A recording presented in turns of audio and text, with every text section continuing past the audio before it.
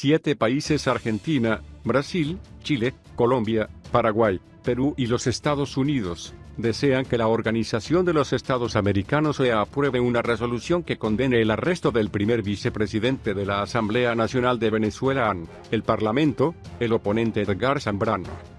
El texto, aprobado por este domingo, se presentará en una reunión del Consejo Permanente de la OEA convocada a raíz de la decisión de la Asamblea Nacional Constituyente Chauvinista de retirar la inmunidad parlamentaria a 7 diputados de la Asamblea Nacional, controlada por la oposición.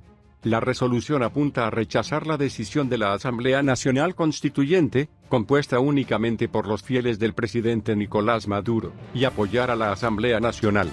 Más específicamente, el texto decide rechazar la violación de la inmunidad parlamentaria de los diputados de la Asamblea Nacional de Venezuela legítimamente constituida por el voto popular, por violación del Estado de Derecho y la división de poderes. Además, los 7 países que presentaron la resolución buscan condenar el arresto del primer vicepresidente de la Asamblea Nacional, Edgar Zambrano Ramírez, que exige su liberación inmediata. También piden el cese de la persecución y el hostigamiento de los parlamentarios maltratados, y la protección de su integridad física y la de sus familiares está garantizada.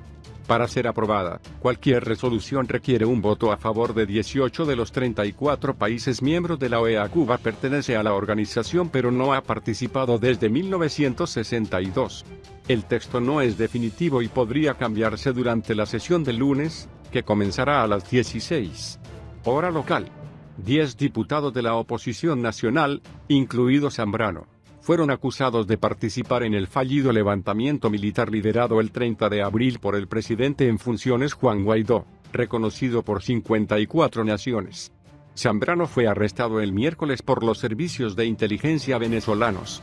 Zambrano se negó a dejar su vehículo.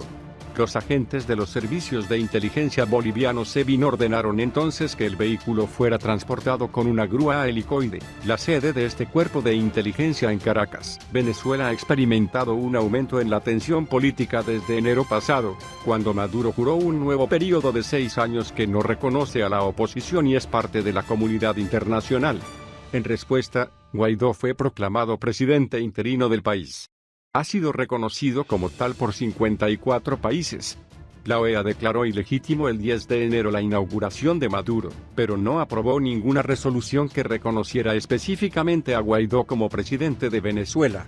En el frente bilateral, la mayoría de los países de la OEA reconocieron a Guaidó como presidente interino de Venezuela, quien también recibió el apoyo del secretario general de la organización, Luis Almagro. Los 28 intentarán el lunes salvar el acuerdo nuclear con Irán. Las crisis de Venezuela e Irán reanudarán el lunes la agenda de los ministros de Asuntos Exteriores de la UE. Los 28 intentan mantener viva una solución pacífica para Venezuela que evite el derramamiento de sangre. Sin embargo, los eventos de las últimas semanas han complicado la tarea del grupo de contacto, que está tratando de convocar posiciones entre las partes en el conflicto para las elecciones. El fallido intento del presidente interino de Venezuela, Juan Guaidó, de provocar una ruptura del ejército que llevó a la caída de Nicolás Maduro después de la liberación de Leopoldo López, complica la decisión de la UE de encontrar una solución pacífica y democrática a la crisis que atraviesa el país, según fuentes comunitarias. Sin embargo, los 28 continuarán el lunes para tratar de mantener en secreto cualquier violación de la decisión de rechazar una intervención militar extranjera. Para dar otra oportunidad al trabajo del Grupo de Contacto Internacional, la UE está tratando de apaciguar las demandas con el fin de ampliar las sanciones formuladas por el Reino Unido que, según fuentes diplomáticas, mantiene un enfoque más estricto para el conflicto. Aunque esta sanción se centraría en el entorno de Maduro y no en la población, la mayoría de los socios todavía no quieren usar esta bola para suministrar oxígeno al grupo de mediación. La jefa de diplomacia europea, Federica Mogherini, informará el lunes 28 sobre los resultados de la última reunión del grupo, integrada por varios países de la UE, entre ellos España y América Latina, en Costa Rica. De esta reunión ministerial surgió la propuesta de enviar una misión política de alto nivel a Caracas para discutir con las dos partes en conflicto las opciones para avanzar en la solución de la crisis. El objetivo inmediato de la diplomacia europea es detener la escalada y preservar los espacios para que puedan celebrarse elecciones. Sin embargo, el registro de la Operación Libertad lanzada por Guaidó ha llevado al régimen de Maduro a desconfiar de cualquier propuesta del extranjero, según estas fuentes. Además, el pasado miércoles, agentes de los servicios de inteligencia bolivianos SEBIN detuvieron al primer vicepresidente de la Asamblea Nacional, Edgar Zambrano. La UE pide la liberación del político venezolano. Informe de la Agencia de Energía Atómica sobre Irán. El otro gran tema en la agenda de la UE es el de Irán, después de que el régimen de Hassan Rouhani dio a los firmantes del acuerdo nuclear Alemania, Francia, Reino Unido, Estados Unidos y China un periodo de 2 meses al de las cadenas de venta de petróleo y realizar transacciones financieras después de la liberación de las sanciones aplicadas por la administración de Donald Trump. Berlín, París y Londres, así como Mogherini, rechazaron el ultimátum y le pidieron a Teherán que permaneciera en el pacto. Rouhani advirtió que si su posición comercial internacional era torpedeada, ignoraría los límites de las reservas de uranio enriquecido y agua pesada. La UE buscará una vez más que la UE-28 acepte continuar con su política actual de tratar de proteger las operaciones de las empresas europeas con Irán. Sin embargo, las fuentes de la comunidad han lamentado que el predominio global del dólar hace que esta tarea sea muy complicada. Además, Estados Unidos ha decidido intensificar sus sanciones contra Irán al imponer un veto a las industrias del hierro, acero, aluminio y cobre, que representan el 10% del valor de sus exportaciones. Los 28 actualmente parecen rehusarse a reintroducir las sanciones incluso si, según una fuente del Eliseo dijo a Reuters, Francia era favorable a la reanudación del castigo del régimen iraní. A pesar de todo, la confianza de los 28 en que la participación de Rouhani no se materializa y Teherán sigue, hasta el momento, el pacto nuclear. En cualquier caso, los socios europeos podrán verificarlo cuando el Organismo Internacional de Energía Atómica OIEA presente un nuevo informe a fines de enero en el que determinará si Irán sigue respetando el acuerdo. El gran dilema para muchos de ellos es quedarse o empacar lo antes posible. La inversión directa de España en el país caribeño se ha derrumbado. Ricardo Márquez posee negocios gourmet y una escuela de cocina. Dada la escasez de Venezuela, reconoce que está haciendo más que nadar contra la corriente. Es un desafío de sentido común aprender a preparar un plato, sazonarlo, seguir una receta de la carta. Preparamos en clase lo que pueden obtener, pero imagínense, 1 kilo de carne solo cuesta 25.000 bolívares, más de la mitad del salario mínimo. Márquez también es presidente del Hogar Canario de Caracas, que ofrece una perspectiva diferente sobre la crisis y su profundidad.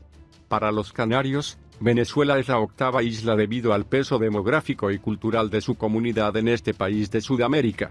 Las primeras 9 ciudades tienen comunidades importantes. ¿Qué queda en medio de la debacle? La perplejidad del Hogar Canario ha ampliado sus albergues. Ofrece comida, atención médica y recreación. Es sorprendente cuando un anciano te asegura que tuvo uno de los días más felices de su vida porque sintió el sabor del café, y es aún más devastador si un canario de 80 años te dice que vivió como un niño en Venezuela y que regresa a su lugar de origen porque quiere ayudar a sus hijos. Quédate o monta las maletas. Todos compartimos este dilema, dijo Roberto González, presidente de la Cofradía de Galicia. La mayoría de sus 40.226 miembros se encuentran en la capital. En medio de todos los problemas, la fraternidad podría al menos funcionar como una especie de oasis. En caso de falta de electricidad y agua, ofrecimos nuestros servicios y la posibilidad de proporcionarlos para cubrir las necesidades. La situación política ha cambiado desde finales de enero. Sin embargo, la comunidad observa los eventos con cautela.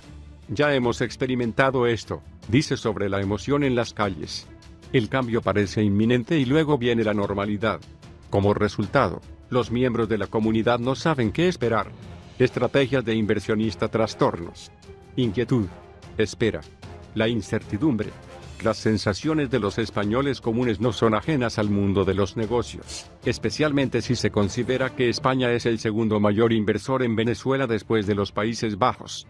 Según el Banco Central de Venezuela, se ubican 72 filiales de empresas españolas, entre ellas Telefónica, el segundo operador móvil, Repsol, Mapfre, Santander, BBVA, Editorial Planeta. Eleonor Meliá. Si en 2015, año de la aceleración del conflicto político, las inversiones directas ascendieron a 21.313 millones de euros. Solo un año después, cuando Nicolás Maduro decretó la emergencia económica, esta cifra colapsó para 1.381 millones de euros. La devaluación galopante explica en parte esta caída y el hecho de que no se ha establecido ninguna inversión nueva durante años. De las 20 misiones empresariales que aterrizaron hace poco tiempo en Caracas, esta cifra se ha reducido a 0. La Cámara de Comercio e Industria de Venezuela CABEC tiene su sede en el 9º piso del edificio Parque Cristal de Chacao. Su fachada brilló hasta hace poco. La mitad de sus ascensores funcionan mal o no arrancan. El CABEC tiene 180 miembros.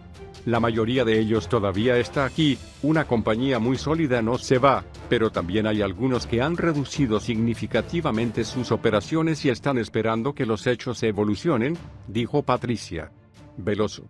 Una regla no escrita prevalece en la Venezuela actual: la falta de reglas claras. Las fuentes consultadas hablan no solo de los permisos interminables y de la presión ejercida por un Estado deudor de las empresas, sino especialmente de la imposibilidad de planificar en un país donde el Poder Ejecutivo ya había gastado todo el presupuesto de 2019 y cuyo PIB había caído un 60% en 5 años.